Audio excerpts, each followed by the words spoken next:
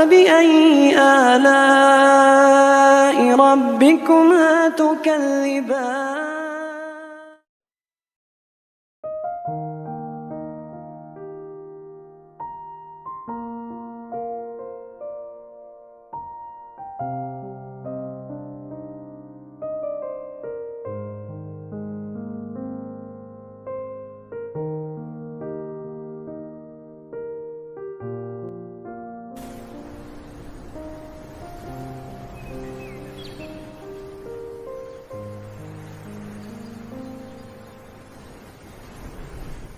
بسم الله الرحمن الرحيم.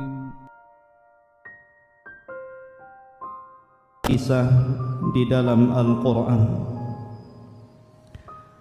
Yang memegang mushaf bisa dilihat surat Al-Maidah ayat 27 sampai 31. Kisah ini adalah kisah yang sangat menakjubkan untuk kita kaji, tentang kisah dua anak Nabi Adam alaihi salatu wassalam, Habil dan juga Qabil. Allah subhanahu wa ta'ala berfirman di dalam surat Al-Maidah ayat 27 sampai 31. A'udzu billahi minasyaitonir rajim.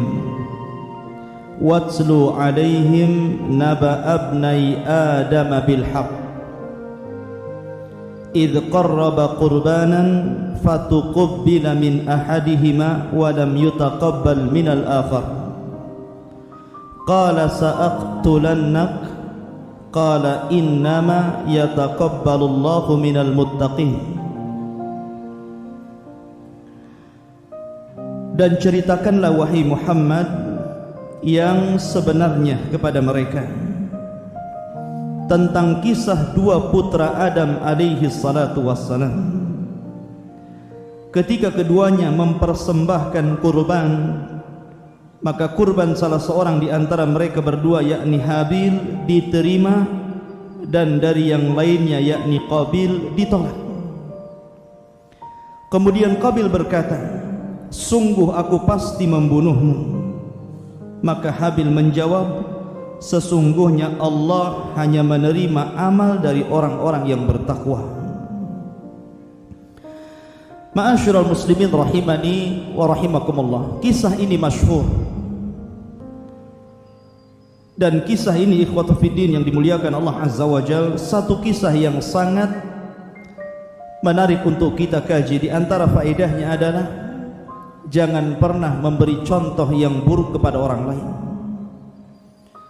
Karena Rasul sallallahu alaihi wasallam bersabda, "Man sanna sunnatan sayyi'atan falahu wizruha wa wizru man 'amila ba'dahu la yanqusu min auzarihim syai'an." Barang siapa yang memberikan contoh dengan contoh yang buruk, maka dia mendapatkan satu dosa dan dosa orang yang mengikutinya tanpa mengurangi dosa mereka sedikit pun. Dahulu ikhwatu fiddin yang dimuliakan Allah azza wa jalla, kita tahu bahwa makhluk pertama yang Allah ciptakan dari kalangan manusia adalah Adam alaihi salatu wassalam. Ini makhluk pertama yang disebutkan oleh para ulama sebagai Abul Basharil Ula, bapak manusia yang pertama. Karena di sana ada bapak manusia yang kedua, Abul Basharil Tsani, yang namanya Nuh alaihi salatu wassalam. Allah subhanahu wa ta'ala berfirman dalam Al-Quran, Inna Allah astafa Adam wa Nuha wa ala Ibrahim wa ala Imran alal alamin. Dan sesungguhnya Allah subhanahu wa ta'ala telah memilih Adam alaihi salatu wassalam, kemudian setelahnya Nuh alaihi salatu wassalam, kemudian setelahnya keluarga Ibrahim, kemudian setelahnya keluarga Imran. Kenapa Allah subhanahu wa ta'ala memilih Adam yang pertama? Karena Allah menjadikan Adam sebagai Abul Basharil Ula, bapak manusia pertama, dari beliau inilah seluruh manusia sampai kiamat dibangkitkan adalah keturunannya, kecuali Darwin dan para pengikutnya yang mengatakan keturunannya dari kera. Itu urusan mereka, biarkan saja. Kita keturunan Adam alaihi salatu wassalam. Kemudian yang kedua Nuh, dan Nuh disebut dengan Abul Bashari Tsani, bapak manusia kedua, karena setelah tragedi tufan yang merupakan azab Allah yang sangat dahsyat meluluh lantakkan umat manusia sehingga tidak ada yang tersisa kecuali Nuh dan anak-anaknya beserta sedikit pengikutnya. Kemudian dari tiga putra Nuh inilah kemudian lahirlah umat manusia yang semuanya bernasabkan kepada Syam, Ham dan juga Yafis, dan tiga putranya seluruhnya keturunan Nuh dan Nuh keturunan Adam alaihi salatu wassalam. Kemudian yang ketiga Allah pilih keluarga Ibrahim. Kenapa? Karena setelah Ibrahim alaihi salatu wassalam diutus menjadi nabi dan rasul, maka seluruh para nabi dan rasul setelahnya adalah keturunan Ibrahim alaihi salatu wassalam dari dua jalur. Jalur Siti Sarah yang kemudian melahirkan Ishak, dan Ishak melahirkan Ya'qub yang dikenal dengan Israel, sehingga keturunannya disebut Bani Israel, sampai kepada Isa bin Maryam. Kemudian jalur yang kedua adalah jalur Hajar. Dari jalur Hajar ini lahirlah Nabiullah Ismail alaihi salatu wassalam, dan setelahnya tidak terlahirkan kembali keturunannya yang diangkat menjadi nabi dan rasul sampai kepada Rasul kita Muhammad sallallahu alaihi wasallam. Baru muncul seorang nabi dan rasul akhirul anbiya wal mursalin, keturunan Ismail, Nabi kita Muhammad sallallahu alaihi wasallam. Kemudian yang keempat Allah pilih keluarga Imran. Kenapa? Karena dari Imran inilah lahir dua bayi yang tidak bisa disentuh syaitan, Maryam bintu Imran dan putranya Isa bin Maryam. Kembali kepada topik. Adam alaihi salatu wassalam ketika bermaksiat kepada Allah azza wa jalla lantaran memakan buah larangan yang Allah firmankan, wala taqraba hadhihi syajarah, jangan kau dekat pohon larangan ini. Akhirnya Allah subhanahu wa ta'ala takdirkan Adam bermaksiat. Kemudian Adam pun memakan buah larangan tersebut. Akhirnya Allah usir, qul nahbitu minha jami'an, keluar kalian dari surga. Maka mereka keluar semua, baik Adam, Hawa ataupun iblis. Maka mereka akan menjadi musuh ketika di dunia. Ba'duhum aduwwa li ba'di, sebagian mereka akan menjadi musuh bagi yang lainnya. Ketika Adam sudah diturunkan dari sorga Jannatul Ma'wah menuju dunia, dan itu sudah ditakdirkan memang Adam akan menjadi khalifah di permukaan bumi, sebagaimana Allah firmankan kepada para malaikat, inni ja'ilun fil ardi khalifah, aku akan jadikan bumi ini khalifah, makhluk yang bergenerasi. Maka Adam pun diturunkan ke bumi. Kemudian untuk keberlangsungan umat manusia, maka kemudian Adam pun diberikan keturunan, setiap melahirkan selalu kembar. Setiap melahirkan selalu kembar, ikhwan dan akhwat, laki-laki dan perempuan. Dan Hawa berhasil melahirkan sampai 20 kali, sehingga seluruh putra putri Adam itu jumlahnya 40, 20 laki-laki dan 20 perempuan.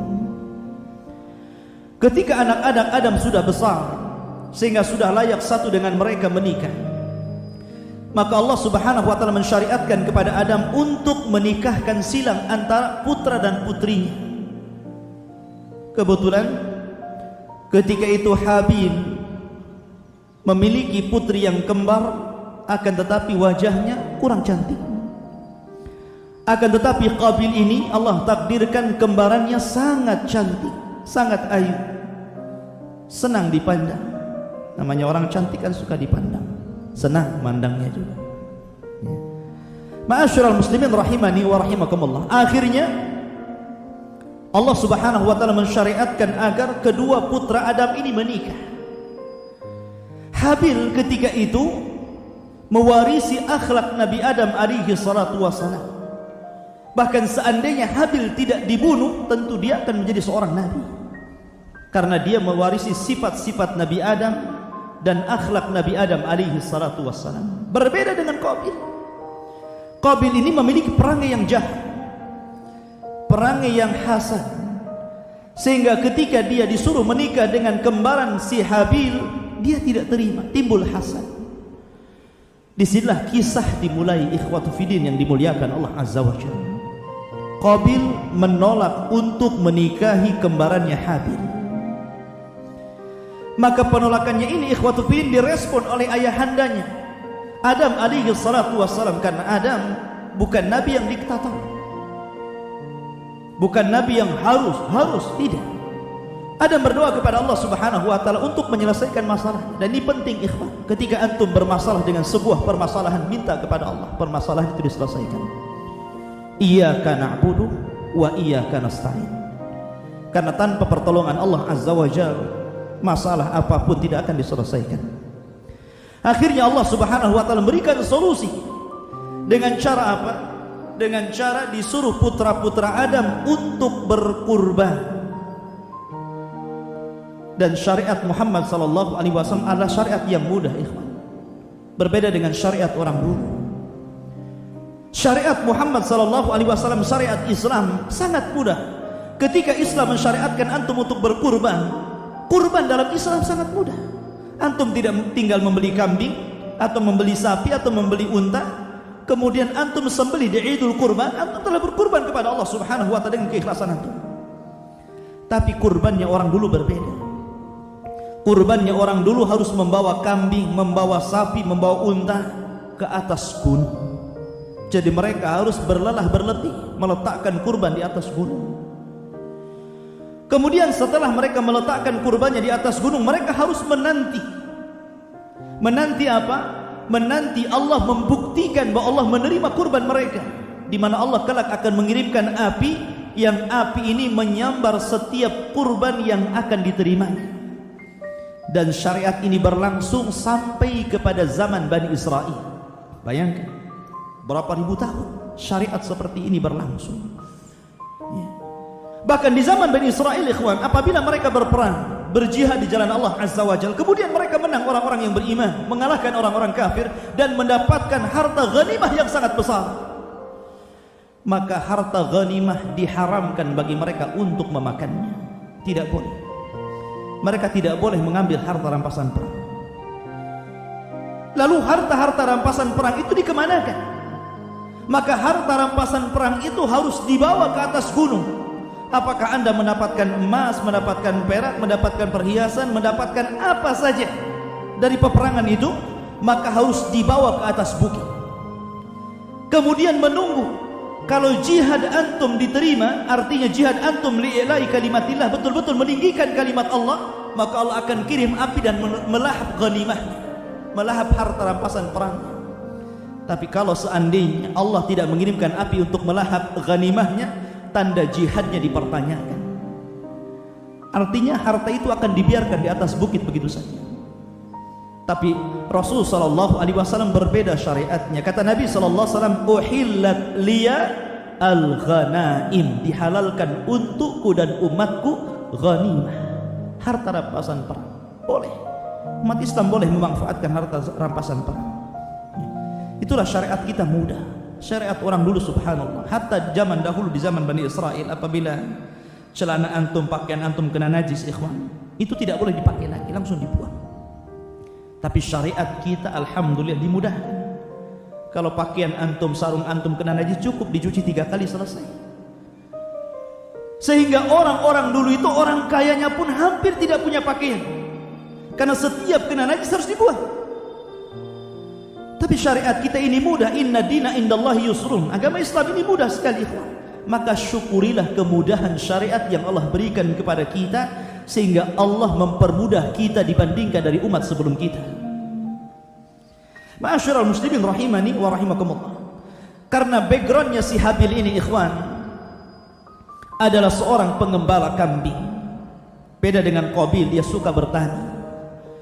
Maka Habil kemudian mengambil seekor kambing yang lebih layak, yang lebih indah, yang paling gemuk untuk dikorbankan kepada Allah Azza wa Jalla. Diambillah kambing yang paling baik, kemudian diletakkan di atas bukit.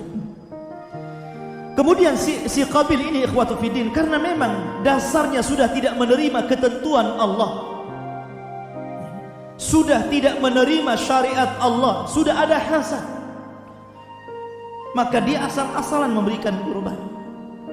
Dia mencari buah-buahan yang buruk, yang busuk, kemudian dikumpulkannya dan dimasukkan di dalam keranjang, kemudian dinaikkan di atas bukit. Lihat bagaimana Qabil niat yang buruk. Ma'asyiral muslimin rahimani wa rahimakumullah. Maka tentunya Allah hanya menerima kurban yang baik-baik. Allah tidak pernah menerima kurban yang jelek-jelek. Maka Allah kirimkan api dan melahap kurbannya si Habil dan menolak kurbannya Qabil. Dari sini ikhwatu fiddin yang dimuliakan Allah Azza wa Jalla, Qabil marah sehingga dia datang kepada Adam alaihi salatu wasalam mencaci maki bapaknya, dicaci maki ayahandanya dengan mengatakan, engkau hanya berdoa untuk anakmu yang kau cintai dan tidak berdoa untuk, sehingga kurban dia yang diterima, kurbanku yang ditolak. Akhirnya Qabil pun berniat untuk membunuh saudaranya. Makanya Allah Subhanahu wa taala firmankan, watslu alaihim naba abnai Adam bil haqq. Bacakan kepada mereka yang Muhammad tentang kisah dua putra Adam, Qabil dan Habil. Idz qarraba qurbanan, ketika keduanya berkurban, fatuqbila min ahadihima, kemudian Allah menerima salah satunya, walam yutaqabbal minal akhar, dan satunya lagi ditolak. Apa yang terjadi? Maka Qabil mulai mengancam kepada Habil, la aqtulanna, saya akan bunuh kamu. Lihat, berawal dari hasad, berakhir mengancam membunuh. Tetapi ingat ikhwan, halakal hasid qablal mahsud. Sebenarnya kebanyakan orang yang hasad itu lebih hancur sebelum orang yang dihasadi. Kebanyakan seperti itu. Coba saja lihat kehidupan masyarakat. Mungkin ada orang yang melihat tetangganya buat rumah udah panas, tanya uangnya dari mana. Kemudian beli mobil, oh banyak kali duitnya. Makin sakit, makin stres, gitu kan. Naik tingkat 2, tensi darahnya naik juga. Naik tingkat 3, tambah tinggi tensinya. Akhirnya stroke, mati. Yang dihasadi tenang-tenang saja, menikmati rumahnya, menikmati mobilnya, subhanallah ikhwan. Betul kata para ulama, halakal hasid qablal mahsud. Terkadang orang yang hasad itu hancur sebelum orang yang dihasadi. Ma'asyiral muslimin rahimani wa rahimakumullah. Kemudian di sini setelah Qabil kemudian mengancam, la aqtulannak, saya akan bunuh kamu. Tapi Habil ikhwatu fiddin sekali lagi dia mewarisi sifat Nabi Adam, sehingga dia mengatakan, innama yataqabbalullahu minal muttaqin. Ya Qabil, Allah Subhanahu wa taala hanya menerima korban orang-orang yang bertakwa. Makanya Allah katakan, la yanalallahu luhumuha wala dima'uhu wala dima'uha walakin yanaluhu taqwa minkum. Ya. Yang Allah terima ketakwaannya. Kemudian di sini Habil mengatakan, la in basatta ilayya yadaka litaqtulani ma ana bi basiti yadiya ilaika liaqtulak. Allahu akbar ikhwan. Jadikan kata-kata Habil ini syiar untuk antum. Jadikan kalimat Habil ini syiar untuk antum dalam setiap muamalah antum di masyarakat antum. Idfa billati hiya ahsan. Cegahnya sebuah permasalahan itu dengan yang lebih indah kepada saudara antum. Apabila ada orang yang hendak membuat masalah dengan antum, mengancam antum umpamanya, maka cegahlah ancaman itu dengan yang lebih baik. Lihat bagaimana di sini Habil alaihi salatu wasallam mengatakan, la in basatta ilayya yadaka litaqtulani ma ana bi basiti yadiya ilaika liaqtulak. Sekiranya engkau wahai Qabil hendak menjulurkan tanganmu untuk membunuh aku, saya tidak akan membunuh kamu. Lihat, jelas-jelas ikhwatu fiddin bahwa si Qabil ini ngancam untuk bunuh. Padahal ikhwatu fiddin yang dimuliakan Allah Azza wa Jalla, seandainya ada orang yang masuk ke rumah antum, kemudian hendak mengambil harta antum, mengambil atau mengganggu keluarga antum, seandainya antum membunuh dia, itu tidak ada kisus bagi antum. Bahkan kalau antum terbunuh, antum syahid di situ. Kenapa? Karena antum menjaga harta dan keluarga, syahid. Tapi di sini bagaimana? Habil dia mengatakan, kalau engkau membunuh aku silakan, tapi aku tidak akan membunuhmu. Padahal Islam ini diturunkan untuk menjaga 5 masalah. Kenapa sampai diturunkan Quran dan Sunnah kepada kita? Ya, semuanya menjaga 5 masalah. Pertama, keyakinan, supaya kita tidak memiliki keyakinan sesat, maka diturunkan Quran dan Sunnah untuk meluruskan akidah dan keyakinan. Yang kedua, menjaga jiwa, makanya Islam melarang membunuh. Makanya orang-orang Khawarij yang mereka menghalalkan darah-darah kaum muslimin, Allah katakan dalam lisan Rasul, kilabu ahlin nar, anjing-anjingnya penduduk neraka, dicela. Bahkan Allah katakan dalam Al-Quran, faman qatala mu'minan muta'ammidan fajaza'uhu jahannam khalidan fiha wa ghadiballahu alaihim wa la'anahum wa a'adda lahum adzaban 'adzim. Tidak ada ancaman yang lebih besar yang Allah taruh dalam Al-Quran kecuali ancaman membunuh seorang muslim secara sengaja. Coba antum baca dari awal ayat sampai akhir ayat, awal surat sampai akhir surat, tidak ada ancaman yang lebih keras yang Allah letakkan dalam Al-Quran daripada ancaman seorang mukmin membunuh mukmin yang lain secara sengaja.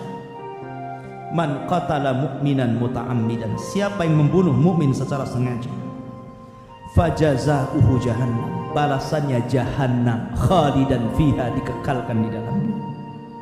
Wa ghadiballahu alaihi, Allah murka kepadanya. Wa la'anahu, Allah laknat dia. Wa a'addahu adzaban 'adzim, dan Allah berikan azab yang sangat besar. Tidak ada ancaman yang lebih besar daripada membunuh yang diletakkan dalam Al-Quran. Sehingga para ulama khilaf yang sangat panjang tentang hukum seorang mukmin membunuh mukmin yang lainnya secara sengaja, bisa mengantarkan kepada kekufuran atau tidak. Tapi di sini faedahnya ikhwatu fiddin yang dimuliakan Allah Azza wa Jalla, bagaimana Qabil dia mengancam bunuh kepada si Habil, tapi Habil menanggapinya dengan tenang. Kalau engkau hendak membunuhku silakan, tapi aku tidak akan membunuhmu. Ini akhlak seorang mukmin. Maafkan mereka. Maafkan orang-orang yang hendak menyakiti Anda. Maka sifat pemaaf itu terkadang lebih hebat daripada membalas. Kemudian Allah Subhanahu wa taala katakan, inni akhafullaha rabbal alamin. Habil bukan tidak berani kepada Qabil, karena ahli tafsir mengatakan bahwa badan Habil ini lebih besar daripada Qabil, lebih kuat daripada Qabil. Kenapa dia tidak mau meladeni Qabil? Bukan karena takut, ini jawabannya, karena inni akhafullaha rabbal alamin, karena aku takut Allah. Aku takut kepada Allah Rabb semesta alam. Ini menunjukkan bukan karena takut, tidak, tapi karena takut yang di atas, bukan takut meladeni si Qabil. Maka kemudian, inni uridu an tabu bismi wa ismaka fatakuna min ashabin nar wa dzalika jazaa'udz zalimin. Sesungguhnya aku ingin agar engkau kembali dengan membawa dosa membunuhku dan dosamu sendiri, maka engkau akan menjadi penghuni neraka, dan itulah balasan bagi orang-orang yang zalim. Subhanallah. Maka setiap pembunuhan sejak zaman Qabil membunuh Habil sampai kiamat dibangkitkan, maka Qabil akan menerima dosa seluruh orang-orang yang membunuh di permukaan bumi. Kenapa? Karena dia yang mencontohkan pembunuhan pertama di dunia. Hati-hati, jangan memberikan contoh yang buruk kepada manusia. Maka berikan contoh yang baik. Karena Rasulullah SAW mengatakan, man dalla ala khairin kafa'ilih, man dalla ala hudan kana lahu ajru wa ajru man amila ba'dahu la yanqusu min ujurihim syai'an.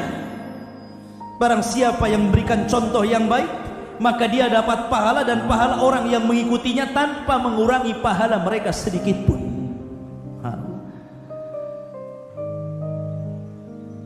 Berarti kalau kita melihat hadis ini, ikhwatu fillah, siapa yang paling banyak dapat pahala?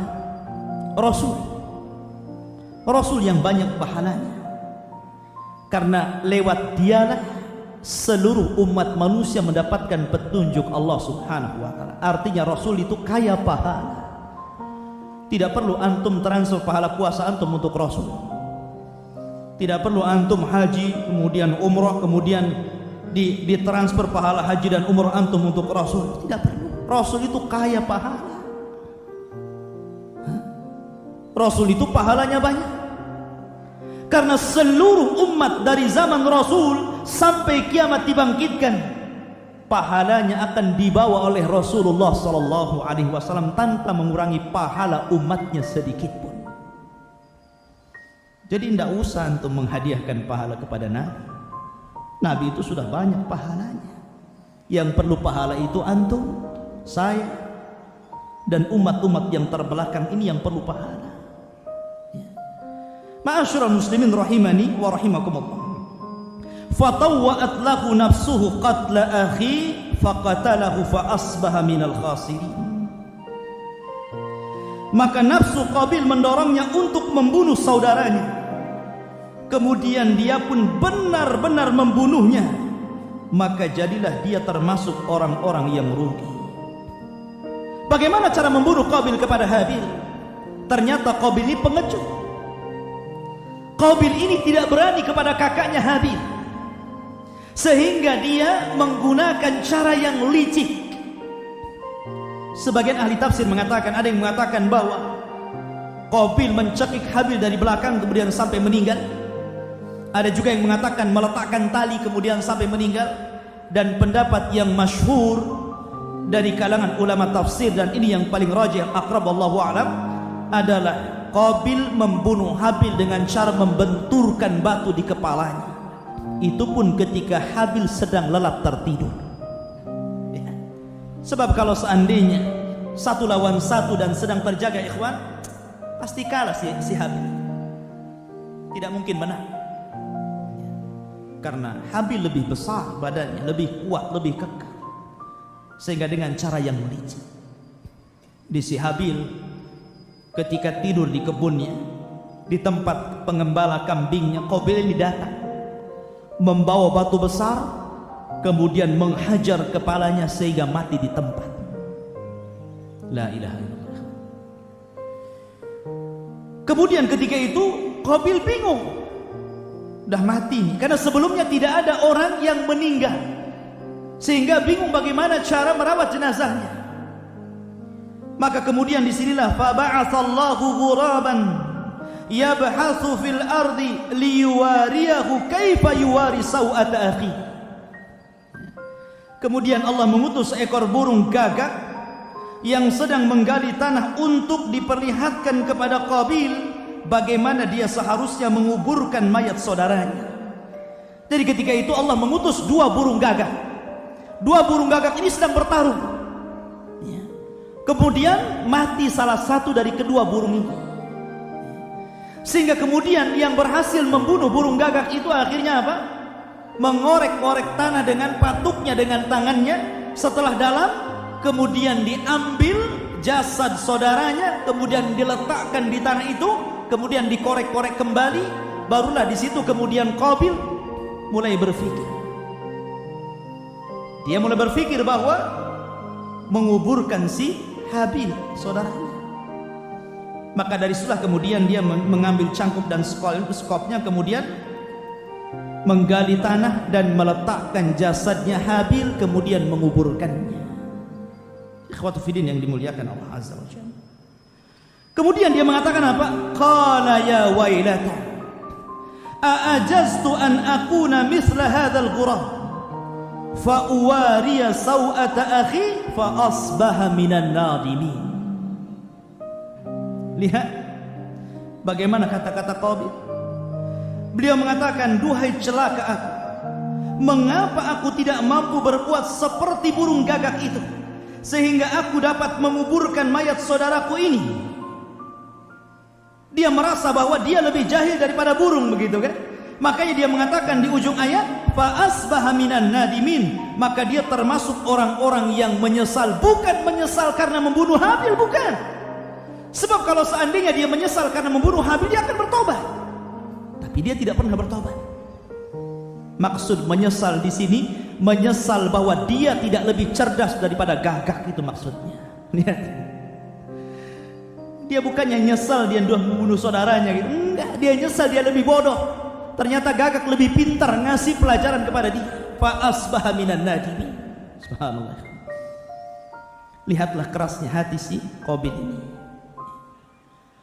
Makanya Allah Subhanahu wa taala kemudian mengatakan min ajli dzalik. Lihat, kata-kata ini sangat baik sekali. Karena kisah itu, pembunuhan Qabil kepada Habil itu, katabna ala bani Israil annahu man qatala nafsan bighairi nafsin aw fasadin fil ard faka'annama qatala an-nasa jami'an wa man ahyaha faka'annama ahya an-nasa jami'an wa laqad ja'atuhum rusuluna bil bayyinat thumma inna katsiran minhum ba'da dzalika fil ardi la musrifun. Oleh sebab itulah maka kami tetapkan kepada Bani Israel bahwa barang siapa membunuh seseorang bukan karena orang itu membunuh orang lain atau bukan karena membuat kerusakan di bumi, maka seakan-akan dia telah membunuh seluruh manusia. Sebagaimana barang siapa yang menghidupkan jiwa satu manusia, maka seolah-olah dia telah menghidupkan jiwa seluruh manusia. Na'udzubillah. Ketika kita membunuh satu jiwa, maka kita dianggap membunuh seluruh jiwa manusia. Berapa banyak orang yang membunuh jiwa di zaman sekarang? Terkadang ada anak remaja dan remaji melakukan perzinahan, kemudian punya anak, kemudian dibunuh. Na'udzubillah. Alasannya anak zina tidak layak hidup. Dia tidak tahu ayat ini. Kelak bayi-bayi itu akan datang kepada Allah, wal mau'udatu su'ilat bi ayyi dzambin qutilat. Kenapa? Dosa apa saya dibunuh? Ya. Di zaman sekarang ikhwan sudah tanda-tanda kiamat, kasratul haraj, banyaknya pembunuhan. Terkadang orang membunuh tidak tahu apa alasan dia membunuh. La yadri al-qatil liman qatal wa la yadri qutil liman qutil. Orang yang membunuh enggak tahu apa alasan dia membunuh, orang yang dibunuh juga tidak tahu kenapa saya bisa dibunuh. Ya. Di zaman sekarang gara-gara uang parkir dibunuh. Gara-gara rebutan parkir bunuh sesama preman. Subhanallah, bayangkan. Gara-gara anak minta motor pada orang tua enggak dikasih, dibunuh orang tuanya. Na'udzubillah. Sekarang ini nyawa manusia sangat murah. Siapa yang mengajarkan pembunuhan ini? Qabil yang mengajarkan pembunuhan ini. Maka siapapun yang membunuhnya, maka Qabil memiliki kiflun ala qatli bani Adam. Dia punya tanggung jawab besar atas pembunuhan yang dilakukan anak Adam. Ma'asyiral muslimin rahimani wa rahimakumullah. Maka kisah ini kisah yang sangat baik, ikhwat fillah yang dimuliakan Allah Azza wa Jalla. Maka ketika Qabil telah membunuh Habil, dia tidak bertobat, na'udzubillah. Justru dia akhirnya mengasingkan diri dari kabilah Adam alaihi salatu wassalam. Dia memilih mengambil istrinya ke lembah dan dia hidup sendiri, membuat keturunan sendiri di situ. Ketika Adam alaihi salatu wassalam melihat Habil meninggal, tentu anak yang paling dicintai ini juga sama akan terasa kepada antum, ikhwan. Kalau antum memiliki anak, kemudian dari 10 anak itu ternyata satu anak yang baik sama antum gitu kan. Dia yang selalu ngirim ke antum. Nanti kalau udah tua antum udah rasakan ya. Udah nenek-nenek, kakek-kakek itu kan ngarap anaknya biasanya. Kenapa anak sini nggak ngirim, kenapa sana nggak ngirim gitu. Tapi satu ada yang perhatian kepada antum. Pasti ketika dia meninggal antum akan sakit-sakitan. Mungkin 1 minggu antum nyusul, ya kan? Artinya bahwa Habil ini anak yang paling dicintai Nabi Adam alaihi salatu wassalam. Makanya ketika Allah melihat kesedihan Adam alaihi salatu wassalam, akhirnya Allah ganti posisi Habil dengan Allah berikan hadiah berupa anak yang saleh sama dengan Habil, namanya Syith. Shin ya sa, Syith. Syith itu dalam bahasa Nabi Adam di zaman itu namanya hibah, hibatullah, artinya hadiah dari Allah untuk menggantikan Habil. Yang kemudian Syith inilah yang akan menjadi nabi pertama setelah Adam alaihi salatu wassalam. Syith ini diajarkan sekitar 50 lembar suhuf Nabi Adam. Adam diberikan suhuf lembaran oleh Allah Azza wa Jalla 100 lebih. Tapi yang diajarkan kepada Syith itu 50 lembar. Dari sinilah kemudian Syith menerapkan undang-undang yang sudah diterapkan Adam alaihi salatu wassalam kepada kabilah Adam yang lainnya. Maka dia menjadi nabi setelah Adam alaihi salatu wassalam. Maka ketika itulah terjadi 2 kelompok, antara kelompok yang jahat dan kelompok yang baik. Kelompok yang jahat keturunan Qabil, mereka berada di lembah. Dan keturunan kelompok-kelompok yang baik adalah kelompok Nabi Syith yang ada di atas bukit. Mereka kabilah Adam alaihi salatu wassalam.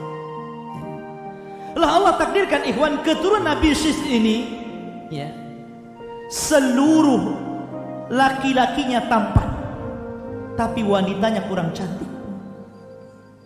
Tapi keturunan Qabil ini ikhwatul fiddin terbalik, wanita-wanitanya cantik, laki-lakinya kurang lebih dengan kita, kurang tampan gitu kan. Ya. Jadi Allah balikkan di sini. Syaitan ketika itu belum berhasil menggoda Bani Adam, hanya berhasil, maksudnya tidak sampai kepada tingkat kekufuran, belum ada kesyirikan di situ. Karena dari Adam alaihi salatu wassalam sampai kepada Nabi Nuh asyratul qurun. Kalau kurun itu artinya adalah generasi, berarti 10 generasi. Tapi kalau yang dimaksud kurun di situ artinya adalah tahun, maka 1 kurun itu 100 tahun. Kalau 1000 kurun berarti 1000 tahun. Berarti jarak Nabi Adam kepada Nabi Nuh 1000 tahun lamanya. Dan tidak ada kesyirikan, setan belum bisa menghancurkan akidah seluruh putra Adam, baik keturunan Syith ataupun Qabil. Tapi syaitan ingin membuat jalur ke arah sana. Dengan cara apa? Membuat kabairud dzunub.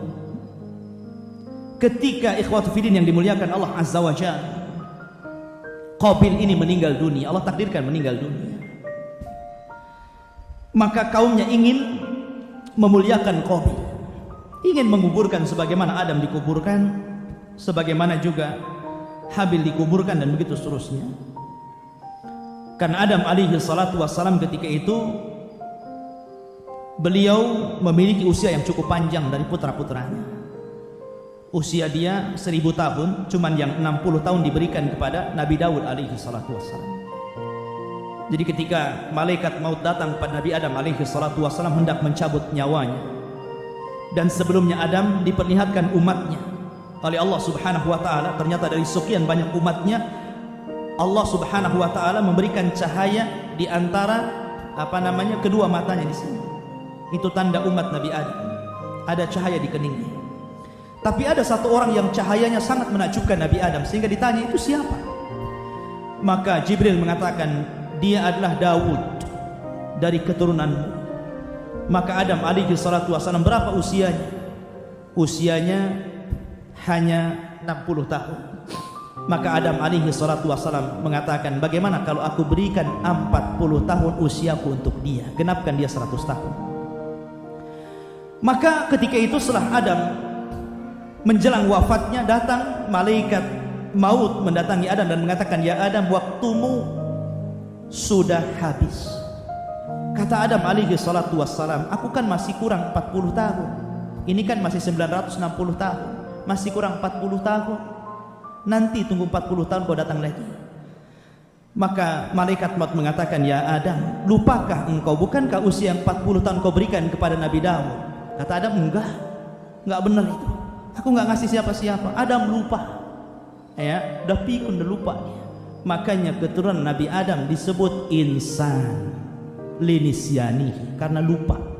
Karena Nabi Adam lupa umurnya, maka manusia disebut insan. Walaqad khalaqnal insana, dan sungguh kami ciptakan manusia. Insan itu bahasa Arab dari kalimat nasiyah, lupa. Makanya kalau antum lupa wajar, antum manusia. Jangan orang lupa dimaki-maki. Kenapa kamu? Ya namanya lupa, gimana lagi? Kalau udah lupa itu tidak bisa itu. Makanya orang lupa itu diangkat dosanya. Terkadang ada orang dimaki, disalahkan karena lupa. Nggak bisa orang lupa itu manusia. Kalau nggak lupa ya malaikat namanya. Ya. Ma'asyiral muslimin rahimani wa rahimakumullah. Kembali bahwa intinya bahwa ketika Qabil meninggal dunia, maka kaumnya ingin menguburkan Qabil, tapi syaitan datang. Syaitan datang menjelma sebagai orang saleh dan mengatakan kepada kaumnya Qabil, alangkah indahnya kalau Qabil ini kita muliakan. Jangan cara seperti ini, kita muliakan. Maka jasad itu kemudian diletakkan di satu tempat. Kemudian sebelum jasad itu dimuliakan, maka syaitan membuat seruling. Makanya Rasul mengatakan apa? Al-mazamiru minasyaitan. Ya, seruling itu dari syaitan. Jadi suara seruling itulah suara syaitan. Disinilah sejarah musik pertama sepanjang abad manusia. Kalau antum ditanya sejarah musik, maka di zaman Nabi Syith inilah sejarah musik berada. Syaitan membuat seruling, kemudian ditiuplah seruling itu. Ketika itu umat manusia belum pernah mendengar instrumen lagu. Suara seruling itu belum pernah mendengar orang itu. Sehingga akhirnya oleh dua kabilah ini terdengar, karena syaitan ini sengaja meniup di tengah-tengah, di antara kabilah Syith dan kabilah Qabil. Maka akhirnya mereka terus mendengarkan dari mana suara seruling yang indah ini, karena sebelumnya mereka belum pernah mendengar musik. Makanya kalau antum mendengar musik, terkadang orang diam saja bergerak-gerak. Ya, antum yang sudah kenal sanator kan manggut-manggut, ya. Apalagi enak lantunannya. Ya. Akhirnya kabilah Syith ini makin mendekat kepada suara seruling tadi. Kabilah Syith juga mendekat, kabilah Syith mendekat, kabilah Qabil mendekat. Maka setelah terdekat ikhwatu fiddin, yang laki-laki melihat wanita yang cantik melihat laki-laki yang tampan. Apa yang terjadi? Antum paham sendiri. Ya. Maka akhirnya karena sering ketemu, terjadilah tabarruz dan ikhtilat. Ikhwan, dosa itu kan tadarruj. Berawal dari membunuh, kemudian musik. Biasanya kalau habis musik ikhtilat, habis ikhtilat zina, habis zina pasti minum khamr. 3 rangkaian ini pasti ada di tempat hiburan, ya. Musik, wanita, khamr, membunuh. Nggak bisa dilepaskan di tempat hiburan manapun, ya. Mungkin antum yang mantan gitu lebih paham dari Anda. Tidak mungkin dilepaskan perkara ini. Ma'asyiral muslimin rahimani wa rahimakumullah. Artinya akhirnya kemudian terjadilah perzinahan di antara mereka. Syaitan berhasil mengacaukan Bani Adam. Sampai akhirnya Syith meninggal, Qabil meninggal, maka Allah Subhanahu wa taala utus Nabi Idris. Sebelum Nuh, Idris dulu, nabi kedua setelah Syith. Mendakwahi umat manusia. Ya.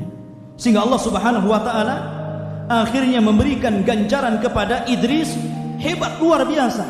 Kata Allah Subhanahu wa taala, setiap hari Idris akan mendapatkan pahala sejumlah kaumnya.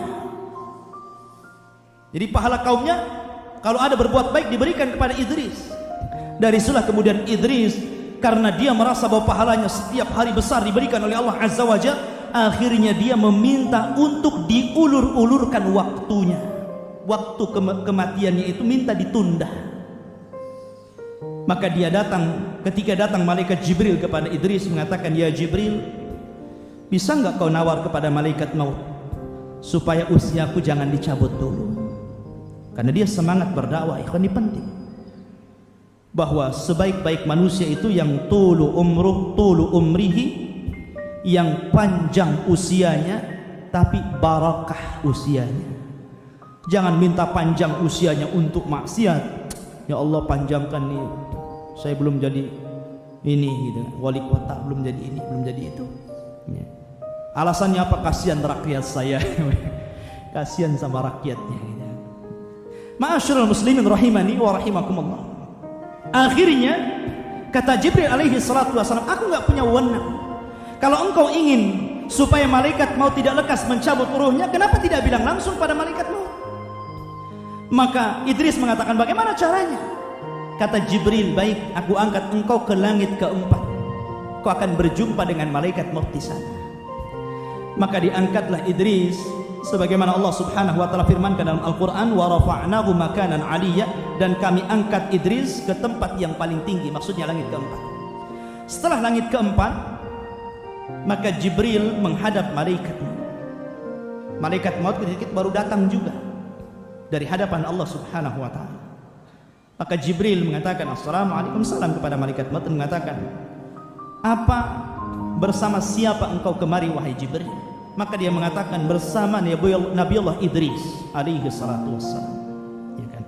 Maka malaikat maut bahagia luar biasa. Kenapa?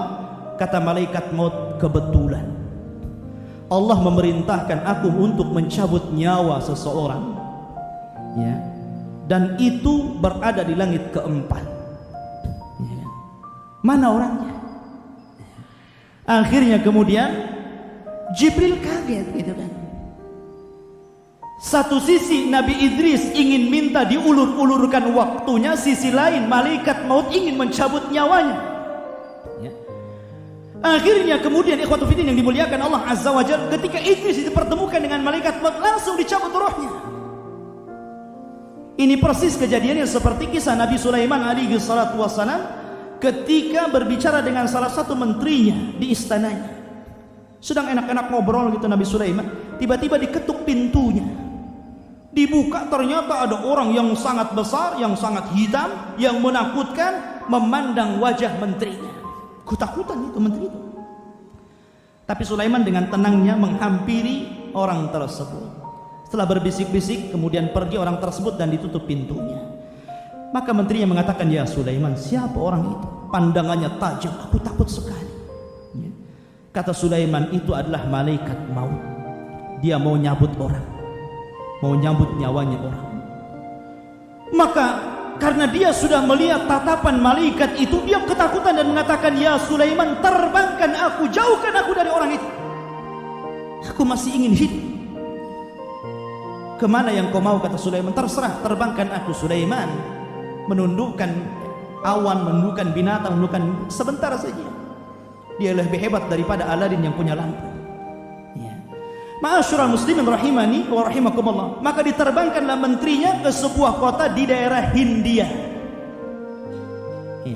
Ketika sampai, rupanya orang tadi yang ditakutkan itu sudah duduk di hadapannya nunggu. Lah, kok ketemu di sini? Iya kan? Akhirnya dicabut ruhnya. Kata Sulaiman heran ketika itu, kalau engkau memang ingin mencabut nyawanya, kenapa tidak dari tadi ketika engkau datang ke istanaku? Kenapa kau harus cabut di sini gitu? Maka malaikat mengatakan, "Sesungguhnya ya Sulaiman, aku diperintahkan Allah Subhanahu wa taala untuk mencabut rohnya si fulan. Ternyata dia di sini, ya ini aku cabut." Makanya Allah firmankan, "Idza jaa ajaluhu la yastakhiruna sa'atan wa la yastaqdimun." Apabila sudah datang ajalnya, tidak mungkin mundur, tidak mungkin maju. Pasti pas waktunya.